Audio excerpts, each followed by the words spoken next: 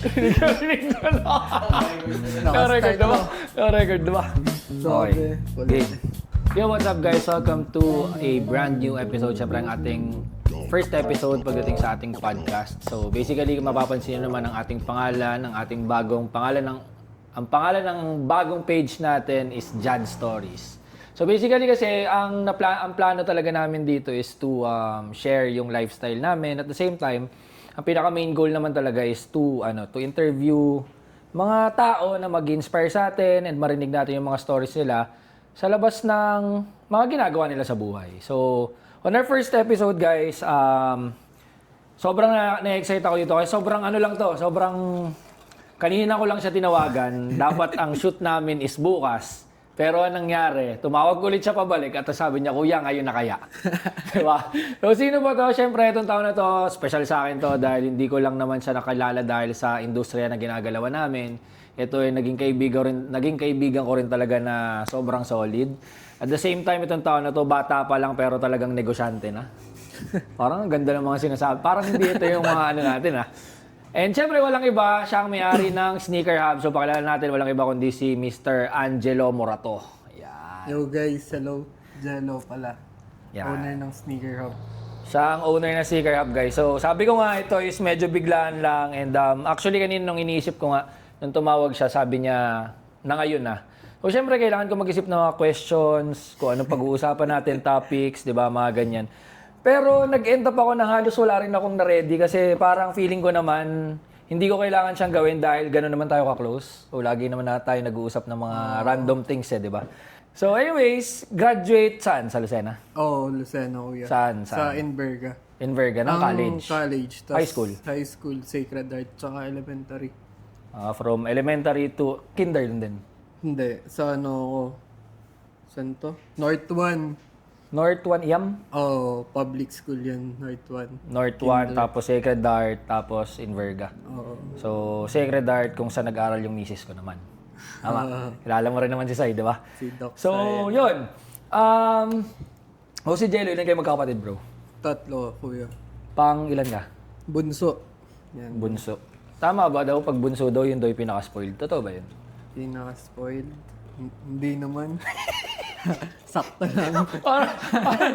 parang ayaw mong aminin De, pero syempre, hindi rin naman natin masabi kasi iba-iba naman talaga ang trato ng mga magulang pero yung pagmamahal naman nila sa anak nila is syempre pantay-pantay naman yan, di ba? Sa ngayon, anong ginagawa mo? Ano yun pa rin, guys?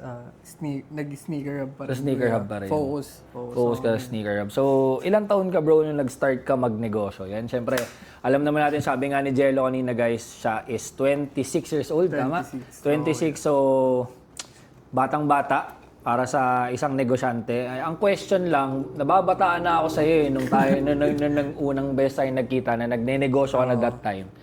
Ilang taon ka ba talaga nung nag-start ka magnegosyo? Mga 14, 15, nagbebenta na ako nun. Pero kung ano-ano yung mga product na yun dati. Random. Kung anong pwedeng pagkakitaan, binibenta. Legal naman. Legal. Legal. Okay. Yun yung importante. So, ibig sabihin, pare, hindi Sneaker Hub yung pinakauna mong negosyo. Hindi. Anong pinakauna? Like Tanda mga thrift, ako. ganyan? Hindi naman. May mga damit na rin nun eh. Dati, mga DBTK pupunta pa ako Manila.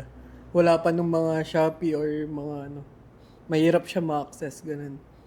So, ang presyo ng DBTK dati? Mga 500. Benta ko ng mga 7 to 800. Kasi mo, parang 300 profit. Pero syempre, meron ka ring meron ka ring expenses. Like yung pagluwas mo, everything mga ganyan. Pero mga 2016 na ata yun. Ay, 2015 nga yun. Isipin mo, ilang taon na? Lampas 10 taon na. Mm. So, ibig sabihin, nag-start ka magnegosyo ng 14 to 15 years old up until now. So, parang nagne-negosyo ka na for about 10 years? Na-try ko pa nga yung, alam mo yung mga tawag doon. Yung may mga package na sabon dati. Sabon? Alam Networking? Mga networking, ganun. Pag bumili ka ng 2.5, 3K package, ganun. Tapos i-resell mo yung mga package na nakuha mo. So, actually guys, ako hindi ko rin naman pagkakaila. Sa mga nakakilala sa akin, napasok ko rin naman talaga yung networking na yan. And ako, isa ako sa hindi ko kinakahiya na pumasok ako sa ganong negosyo dahil sa totoo lang, lahat halos ng naging sandata ko nung nagsimula ako sa pagnenegosyo is galing din sa networking kasi iba yung naibibigay niyang knowledge at saka yung mga matututunan mong isakripisyo pagdating sa negosyo. Kasi actually, laging, di ba, pag sa networking, ang dali daw kumita ng pera, ganito, ganyan, and laging nasasabi, scam yan, ganyan. Pero at the end of the day kasi, hindi totoo yun eh. Hindi totoong madali kumita ng pera sa networking kasi napakahirap kumita ng pera doon. Lalo na kung ganun kalaki. Anyways, hindi naman yun yung pag-uusapan natin. Pero yun yung naging tool din natin. Kumbaga, sanay sa mga rejection. Yun, sanay sa- exactly. Kumbaga, yun yung mga nagpatibay din. So, ang next question ko pare, syempre, napag-usapan na naman natin yung Sneaker Hub. Kailan ba talaga nag-start ang Sneaker Hub? Ano yun? Pandemic. 2020. 2020, ano to? Start ng pandemic, mid-pandemic, post-pandemic? Ano yun? Mid yun. Nung... Mid yun. So, ibig sabihin, panahong lockdown. Lockdown pa. Yun no, isipin mo, nung panahon ng lockdown, ang dami talagang tao na natutong magnegosyo. Ang daming kumita ng malaki nung pandemic na iniisip ng lahat, yun yung pinakamahirap na buhay. 'Di ba? Pero isipin din natin na ang daming nagbukas din na pinto nung panahon ng pandemic. So lahat ng tao na hindi marunong dumiskarte, naging madiskarte. So siguro isang wake-up call din yun sa atin, no, ng mga tao na parang hindi porket ganito yung nangyayari, laging may something na pwede kang gawin outside nung hirap na nakikita natin, 'di ba? So sabi mo nga nung pandemic nag-start yung sneaker bang question, paano sinimulan? paano mo nasimulan yun? 2020, no? Parang may kaibigan ako nun, si Casper, si Timo. Nagre-resell na siya ng sapatos Ako, parang bago pa lang ako, kumbaga naiengganyo ako dun sa mga Jordan, mga ganun, kumbaga. Kasi nun uso, alam mo yung lumabas yung kay Jordan, yung Last Dance ba yun? Sobrang hype nun. Kaya, naging effect din. Tapos sa Netflix, lagi ka na-Netflix yung may mga sneakerheads, mga ganun. Kumbaga, na-adapt mo siya. Then, si Randrel, yan, si Randrel. Kumbaga, nakikita ko siya sa newsfeed lagi din. Naputok na putok yung yung mga content creator. Pinapakita niya kung paano siya nag-hustle sa sapatos sa ibang bansa. Kumbaga, nagpiplift. Yun. So so ibig sabihin ba nabanggit natin yung salitang Randrel, siya ba yung naging inspiration mo kung bakit pinasok mo yung itong field na to? Si Randrel. Tsaka hilig ko din kasi din nung syempre pag kaya mo nang bumili. Yun. Tama. And siguro doon naman din sa mga nakapanood ng mga luma nating podcast, so parang ilang taon na nakakaraan nun. May 5 years na rin siguro, no? 23 ba yun? 22 pa. Mga 22 siguro. Kasi before, kung sa mga hindi po nakakaalam, kami po talaga ni Jello nagpa-podcast na kami before way back 2022 yata, ng mga panahon na yun. At yun, na-release namin sa YouTube channel, tama ba? Oo. So, doon kami nag-start before and para lang maging may idea yung iba. Si Jello talaga is mahilig talaga siya sa mga sapatos. So, yung negosyo niya ngayon, actually, sobrang connected dun sa talagang hilig niya, which is malaking advantage yun pagdating sa negosyo, di ba? So, ayun. Ang question pare, nung pandemic, paano mo naisipan na magiging profitable yun naka-lockdown tayo nun? Yun nga. Parang nung una, mga 1 month nag-try ako. Kumbaga, sugal lang talaga din Tsaka, ang ginagawa ko, yung mga size ko talaga, yun yung binibili ko. Pag hindi nabenta, nasa mindset ko, sa akin na lang. So, mga size 9.5 madalas, size 9. Ang tao nun, puro nasa social media, mag-post ka lang. Makikita, mga interested din, ganun. Flip lang hanggang... Paikot ng pera? Ganun. So, ibig sabihin, ilang piraso ng sapatos ka nag-start? Mga 10 pieces ata. 10 pieces. Pero ang pinakauna kong tandaan na sapatos na nabenta, Jordan 3 na black cement. Yung Black Yun ang 7. pinakauna mong binili para ibenta. Around 10K yata, tapos nabenta ko ng 12K yan. So, profit ka ng 2K. So, yung ibig sabihin, ito question pare. Yung sneaker hub kasi, alam naman natin, malaki na siya ngayon. Yung baby mo dati na negosyo ngayon, malaki naman na talaga yung in-improve niya. May shop ka na and everything. Pero, kung ikaw, tatanungin, ilang sapatos talaga nag-start yung sneaker hub? Sa isa lang ba ikaw nag-start o bumili ka agad ng ilang piraso? Nung parang bumili muna ako ng isa. Tapos, yung nanay ko naman, sinuportahan ako, parang binigyan ako ng 100K ata. 100K. So, yun na yung pinaikot mo. Yun. So, ibig sabihin, nag-start ka sa isang sapatos, tapos nakita ni tita na uy, may profit nga dyan. Maganda actually siyang negosyo. Actually, talaga yun, parang pa-birthday niya sa akin, 21st ata, 20th. 20th birthday ko yun. Kumbaga, pinapapili ako nun. Sabi ko, yun na lang, pang negosyo ko, ganun. Tapos yun, binigay niya. So, ibig sabihin, bata pa lang gusto mo talaga maging negosyante. Hindi ko siya totally gusto kasi parang focus ko nun mag-engineer. Yan, graduate pala ako, industrial engineer yan. Tapos, pero gusto ko talaga civil nun eh. Yun, parang, yung kasi yung nakamulatan, parang ganun, na negosyo. Nakita ko lang to, tas masaya naman ako. Tsaka madami akong nakikilala eh, kahit taga ibang lugar. Pag nakatransact mo, parang, yun, may connection ka na din. Tayo, doon din tayo nagkakilala. Oo, di ba? sapatos lang din. Sapatos lang din. Doon sumasali kasi kami dati ng mga sneaker con. Nag-start kami guys sa uma-attend lang kami ng sneaker con. Nag-end up kami na mismo yung may shop doon sa sneaker con. Ganun kami nagiging seryoso dati. So ibig sabihin bro, kung nag-start ka sa isang sapatos, which is yung Black Cement nga, na Jordan 3. Ito ang question ko ngayon. Ilang sapatos na kaya ang hawak ng sneaker hub ngayon sa tindahan niya? Baka 150 to 200 yung sa amin. Uy, mainit. From isang sapatos to 150 pairs ngayon.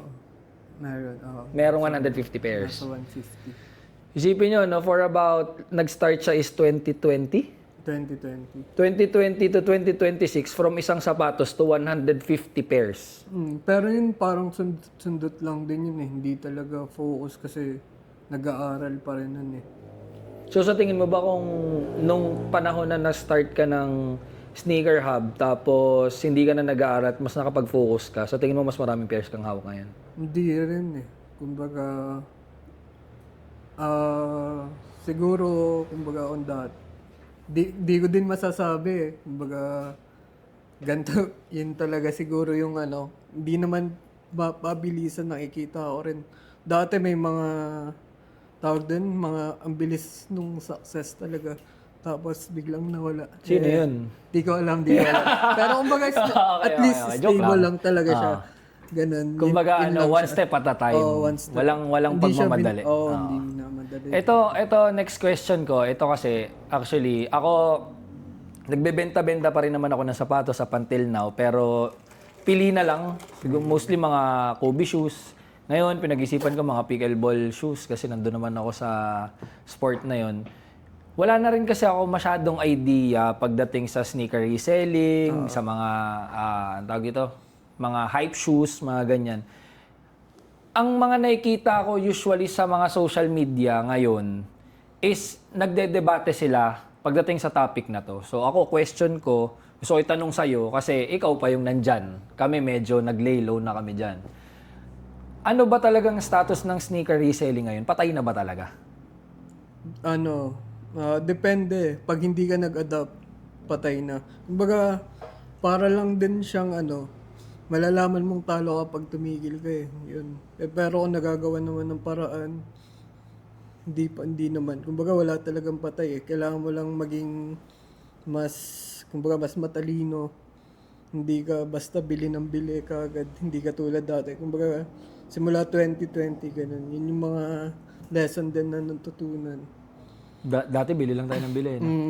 Buti na lang nabibili din. Diba? Oo. Tsaka may mga pairs din talaga na hindi. Kumbaga may panalo, may talo. Minsan papalugi mo. Pero at least parang mabalik yung Ang importante, maliquidate mo ulit. Diba? So, siguro din, kasi, when you say, kailangan mo mag-adapt or kung hindi ka makaka-adapt, talo ka. sa mga sistema ngayon. Ano bang difference nung sistema before natin, nung panahon natin, nung talagang kasagsagan ng ng putok ng mga sapatos compared mo ngayon? Mas mahirap yung access dati. Which is Kumbaga, yun talaga. Pero ngayon, kung makikita nyo, sobrang dami na ng outlet. Kumbaga, alam na din nila yung game eh. Mas madami na silang pinoproduce. Kaya, mas maliit na yung margin ngayon. Pero kumbaga, sa volume. Tsaka, ang binabayaran yung service eh. Tsaka yung bagay. tawag dito, tiwala sa'yo ng tao. Which is yun yung binibuild naman usually talaga in any business. Kung nasang ka man, nasang industriya ka man, tiwala yung binibuild mo eh, di ba? Yung bakit sa'yo bibili? May mas mura sa'yo for sure, may mas magaling sa'yo for sure. Ang question is bakit sa'yo? And number one na kailangan mong i-build sa mga nagiging kliyente mo, syempre yung tiwala. Na pag dito sila sa'yo kumuha or kung ano man yan, is talagang 100% panatag sila doon sa service na binibili nila sa'yo or kinukuha nila sa'yo. And yun, tama yung mga sinasabi ni Jello. So ngayon pare kasi, so since hindi patay ang sneaker reselling, depende kung paano ka mag-a-adapt. So ibig sabihin kasi, parang sinasabi mo ngayon mas educated ng tao? Hindi naman. I mean, siguro, pero kumbaga, nauumay din kasi yung kumbaga dati kasi nakafocus lang talaga sa streetwear, sa mga ang tawag dito, lifestyle, sneakers. Pero ngayon, medyo mas gusto na nila din maging healthy.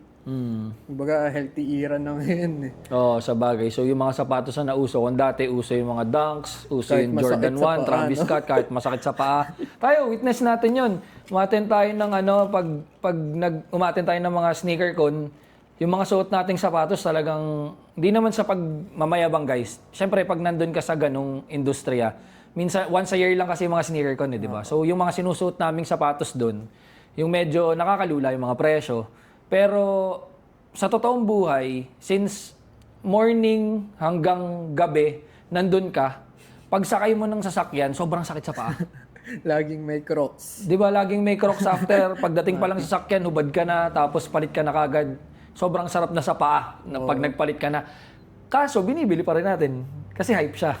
Oo, pati kumbaga yun din yung parang hindi lang siya more than just a shoes eh. Para siyang relo din, ganun. Sa bagay. Mostly, pag maganda yung suot mong sapatos, syempre. Tsaka sa dami ng mga kilala natin na na-interview din sa mga vlogs natin before, di ba? Ang dami rin nating mga kilala sa shoe game na hindi natin nakalain na makakakulab natin sa mga videos. Isa ka sa lumabas doon, in-interview mo sila, di ba? Sila Rock and Soul. Sino pa mga in-interview natin dati? Soul Republic. Soul Republic. So, kumbaga, sa dami nating dati, syempre tayo naman is from Lucena. Syempre hindi naman sa pagano, kailangan, kumbaga, dress to impress tayo eh.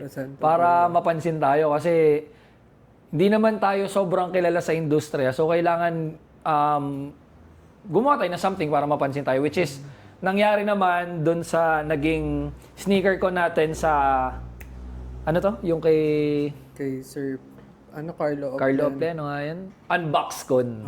Kasi kung sa lahat ng ginawa natin, dun tayo pinaka-pumaldo. Na hindi natin in-expect.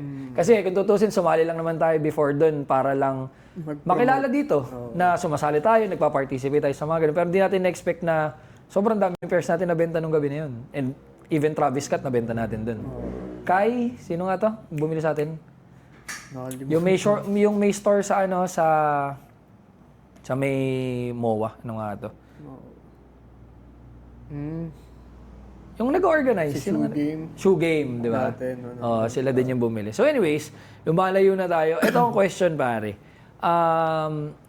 Naranasan natin ang shoe game, pumorma tayo, alam natin yung game na yan before. Ang question, pare, sa tagal mo nang nagninegosyo, sabi mo nga from 2014, nagtatry ka na ng mga side hustles, kung anong pwedeng pagkakitaan na legal is pinapasok mo hanggang ito na, nagkaroon na Sneaker Hub, ilang taon na si Sneaker Hub. Ang question pare, ano yung pinakamalaking challenge na experience mo na pwede mo sa aming i-share?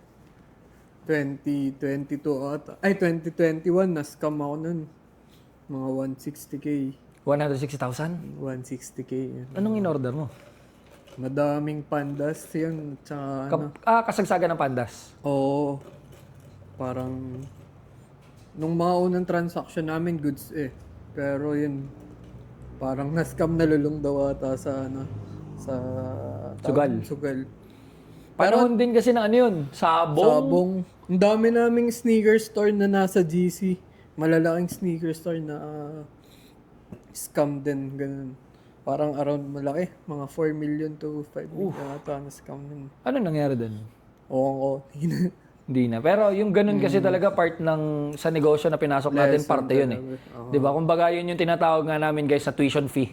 Kumbaga kung hindi ka masascam pagdating sa sneaker resale, kung nagre-resell ka ng mga sneakers, so hindi ka masascam, hindi ka pa ganun katatag. Yun din yung risk eh, bilang mga nagbebenta ng sneakers. Kumbaga sa amin pa lang, kumbaga yun yung binabayaran nyo dun. Di kumbaga kasi ang dami rin questions before na nagsasabi na ano ba yan, magkano lang binebenta ni Nike, inuubos nyo lang tapos magkano nyo naman binebenta, ang laki ng tubo nyo. Hindi kasi nila nakikita yung risk na tinetake natin before natin kitain yun. Di ba? Yun din yung mga hindi nila nakikita na sugal talaga eh. Tulad ni Jello, na-scam siya ng 100,000+. And ilang ano yun, ilang sapatos yun bago mo mabawi. Like, sabi mo ng 160K, mga 80 pairs? Parang ganun. Bago mo mabalik pa lang yung pinuhunan mo. Hindi pa yun nawala sa'yo, yun na-scam sa'yo, di ba? J1 green toe yun eh, tanda ako. Tsaka pandas. Kapanahunan, mataas pa. J1, Low. Grabe yung pumutok din kasi yung panda eh, no? Grabe yung ano na yun. From 20K, no? 20K dati yung bentahan. Tapos, ngayon, 5K, meron na mabibiling 5K na panda. Available sa amin. Available sa Sneaker Hub. pa. Anyways, yung ano pare, kung may biggest challenge ka na na-experience, ano naman yung biggest lesson na sa tingin mo pinaka tumatak sa'yo? Na binibit-bit mo siya ngayon pagdating sa negosyo? Ano lang, biggest lesson ko dun sa negosyo ko. Sa journey mo, from 2014 up until now, ano ba yung pinaka lesson na natutunan mo na binibit-bit mo everyday sa'yo? Kumbaga, bilang sneaker store, dapat pag nakapag-commit ka. Kumbaga, Like, regardless kung kumita ka o hindi. May lugi, may mga pre-orders na lugi kasi kala mo mura eh. Dati mo makukuha. Tapos, yan, tumaas yung presyo. Lugi ka pa. Pero dahil nga committed ka at saka may isang salita, may isang salita pag magne-negosyo ka. Oo, kasi dumating tayo sa point na yung mga kausap natin na nagsusupply sa atin, nagkakaroon ng problema. So, since tayo is meron ng kausap na tao, sinusolder na natin yung problema. Minsan, nagbebenta pa tayo ng wala ng profit, lugi pa. Diba? Tsaka nakakapagod din maghanap minsan, isang araw, 2 araw ka naghahanap, wala kang makita. Tapos wala ka pang profit. Kumbaga ma-serve mo lang yung order na ganun. Diba? So si Sneaker Hub is from 2022? 2020. 2020 to 2026, 6 years na si Sneaker Hub. So, in 6 years time pare, nasa na si Sneaker Hub ngayon? Like, anong mga ginawa mo pang improvement pagdating kay Sneaker Hub para at least siya? Hindi siya yung, alam naman natin sa negosyo, hindi pwede na laging hanggang dyan ka lang. Dapat laging may bago, laging may something na nilulook forward yung mga tao. Asan si Sneaker Hub ngayon? Ayun, may physical store na tayo ngayon, guys. Yan. Tapos, tawag dito. Pagdating sa mga binebenta, sapatos, damit, may mga merch na tayo. Yan. Tsaka mga branded na merch, meron tayo. Streetwear pa rin, syempre. Kumbaga, yung sa mga binebenta ko sa Sneaker Hub, parang yung mga gusto ko lang din talaga eh. Baga, handpick yung mga binebenta kong sapatos doon. Pag nagustuhan ko siya, gusto ko lang din na-display. Regardless of the price, kung mahal siya o mura no? Basta gusto mo, tingin mong bibili nila, laban agad. Ganun. Tapos, ano pa ba? May mga perfume na tayo doon. Mga watches, konti-konti. Tayo-tayo lang, ganun. Saka nag-renovate ka ngayon. Oo, Isipin mo, kailan ka nag-open yung physical store mo? Last year, September 30. September 30 last year, ano ba ngayon? July? Magjo-July na? Tama? O ilang months, nag-improve ulit yung shop kasi nag-renovate ka ulit. Eh, syempre, congrats dun, pare mo. Kumbaga, layo na ng layo na narating ni Sneaker Hub. Ngayon, nag-start kang nagbebenta ng mga sapatos. Ngayon, meron ka ng clothing brand. Oo. May, kumbaga, branding, ganyan. Pinasok mo na rin yung sabi mo nga, perfume, may mga watches. So, ibig sabihin, sumabay ka dun sa sistema ng ibang shop. Ngayon ang question, kasi alam naman natin, pagdating sa pagnenegosyo, ang totoong susuporta sa'yo is hindi naman talaga yung mga taong nasa paligid mo. Yung talagang magiging suki mo is yung mga taong hindi mo kilala. 'Di ba? So ang question ko, syempre, as part ng yung magiging topic naman natin dito mostly is yung mga about sa negosyo and sa buhay. Paano ka nagma-market ngayon? Like, syempre, ang kaibigan natin nauubos, ang kapamilya natin, andyan, pero hindi naman sila laging bumibili. At the same time, yung negosyo natin is talagang hindi naman siya needs. Part siya ng wants. So, paano ka nagma-market? Paano mo ginagawa para masustain mo yung negosyo? Kasi for sure, may physical store ka, may tao ka na din doon, meron kang bills, may taxes kang binabayaran. So, paano ginagawa mo sa marketing? First lang, nag-show up ka lagi, araw-araw. Tapos, syempre, continuous naman yung nag-aaral pa rin. Pinag-aaralan mo lahat bago mo naman pasukin. Baga, kung pag-aaralan mo siya na kung ito, uso to ngayon, pag-aaralan mo muna kung gusto mong pasukin, ganun. Kumbaga, continuous. Kung ano yung ginagawa ko dati na nakikita kong effective, yun pa rin yung ginagawa ko. Then, nagre-research ako kung ano pa yung kailangan kong kumbaga ayusin. Pati ngayon, at least mas may sistema, ganun. Yun. Malaki ba na itutulong pag nagnenegosyo ka tapos nagkaroon ka ng asawa? Malaki. Na-curious lang ako. Kasi nag-start din ako magnegosyo, single ako. Tapos, parang, ewan ko kung parehas, kaya ako siya tinatanong. Kasi ako, feeling ko mas medyo, hindi ko naman sinasabing sobrang successful ng mga negosyong meron ako ngayon. Pero feeling ko mas may direksyon at mas may sense yung ginagawa ko simula nung nagkaroon ako ng asawa. Mas may purpose ka, ganun. Tapos, kumbaga, tulungan din kayo. Minsan, syempre, magaling lang ako sa tawag doon, yung sa ginagawa ko. Hati kami ng obligation na ngayon doon sa Sneaker Hub. Sa kanya na yung mga inventory, sa mga sales siya, nag-accounting doon. Tapos ako, focus lang ako sa mga marketing, mga designs, sa mga ilalagay ko na shoes, ganun. So, ibig sabihin, malaking yung may nag-guide din sa'yo, hindi lang. Kasi, sa totoo lang guys, isa sa pinakamahirap pag may negosyo ka is yung, syempre, hindi lang naman sarili mo yung ginaguide mo di ba? I mean, ginaguide mo rin yung consumers mo, yung clients mo. Kung ano bang, ine-educate mo yung mga taong nanonood sa'yo or yung mga kliyente mo. Pero, syempre, meron ka rin mga ginaguide na tao, yung mga employees mo. Kasi, at the end of the day, kahit gaano ka kapagod, kahit ano pa yung pwede mong maging rason, ikaw pa rin dapat yung uling taong tutulog Kasi bukas may bagong araw na naman na kung ano lang din naman yung pinapagawa mo sa mga tao mo, yun lang din naman yung gagawin nila. Ito kasi yung pinaka nakikita ko ngayon Unlike before, ang daming negosyo actually, sobrang ganda ng, ang laki ng advantage ng generation ngayon compared nung mga panahon na naabutan ko sa pagnenegosyo kasi way back, wag na natin pag-usapan yung edad, pero that time hindi pa sobrang uso ang social media. So talagang hard selling, iba yung way ng pagma-market before. And ngayon, may social media na tayo. Anong take mo dun sa social media marketing? Social media marketing. Ang take ko, mas madali ngayon talaga magbenta I mean, basta nasa bahay ka lang tapos masipag ka. Sobrang dali na. Sobrang dali na. Pero Pero mahirap. Ang dami rin kasing nakaka-access. So yung competition, malaki malaki din. Kumbaga, Pero kumbaga yun nga, ang pinaka nag-i-stand out din is that may yung personal branding mo. I mean, pinagkatiwalaan ka na dito sa gantong bagay. Kumbaga, tutuloy-tuloy mo lang din siya. Doon na papasok yung sa tiwala na sinasabi mo kanina. Tsaka, syempre, I mean, pinaka ginamit ko rin na feeling ko strategy is yung nakikita nila yung mga tao na bumibili, ganun. Kumbaga, parang vouch din talaga Kumbaga may siya. proof of na Na simula 2020 hanggang ngayon, yan, may mga pictures tayo sa shop.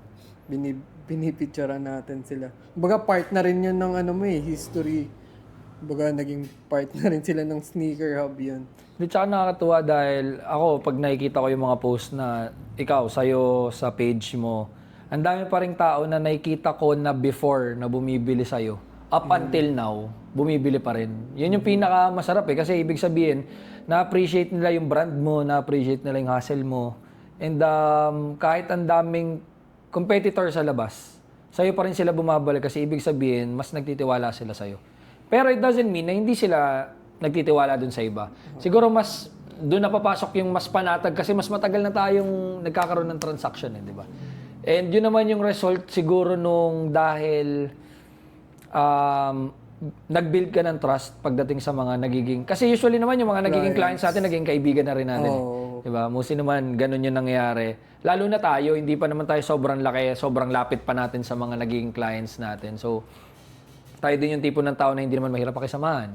And ako, naniniwala rin ako na napakalaking factor kung paano mo itatrato even yung customers mo.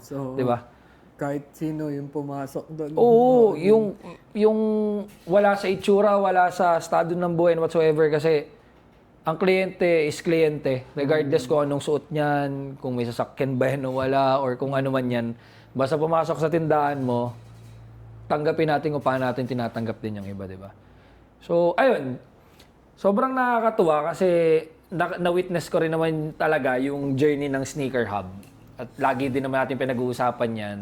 And may mga times pa na nagkikita tayo dahil brainstorming lang. Di ba? Lagi naman tayong gano'n. Pag may mga gusto tayong gawing something new, magkikita lang tayo, coffee shop, magkikwentuhan, tapos babato kung ano ba yung naiisip ko, tapos ikaw gano'n ka rin, tapos batuan lang tayo ng ideas. Lagi naman gano'n yung naging relationship natin. So, ako kasi, ang dami ko na rin naman, honestly, ang dami ko rin namang natutunan simula nung nagkakilala tayo. May mga knowledge ka na naipasa sa akin. Ako, ganun din naman sa'yo, di ba? So, lagi naman tayo nagtutulungan.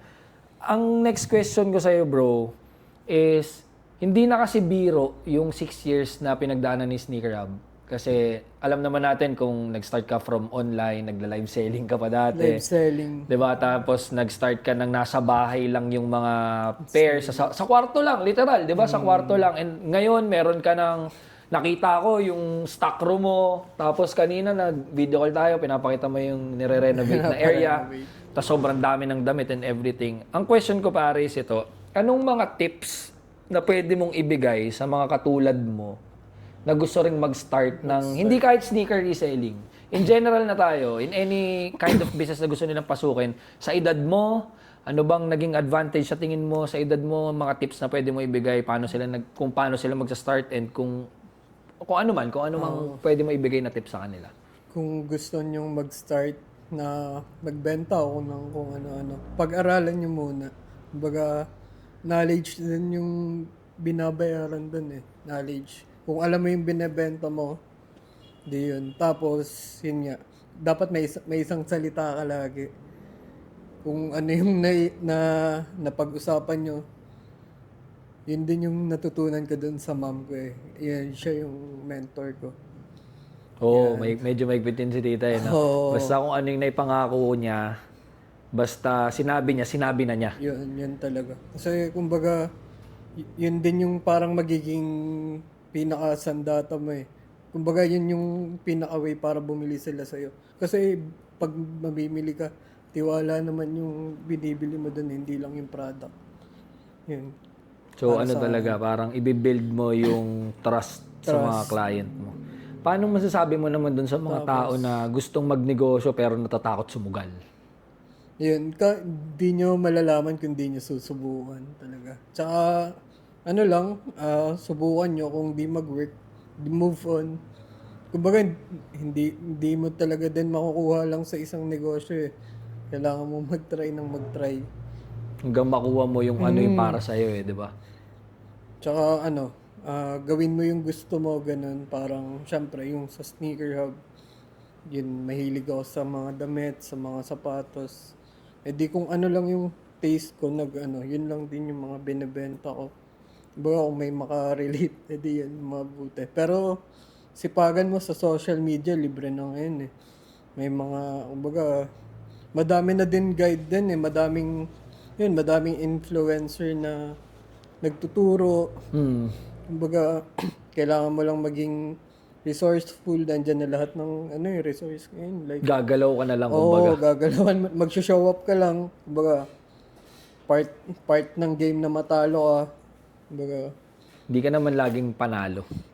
Pero ako kasi, lagi ko rin sinasabi pagdating sa negosyo, ano yan eh. Kung hindi ka natatalo, hindi ka mananalo.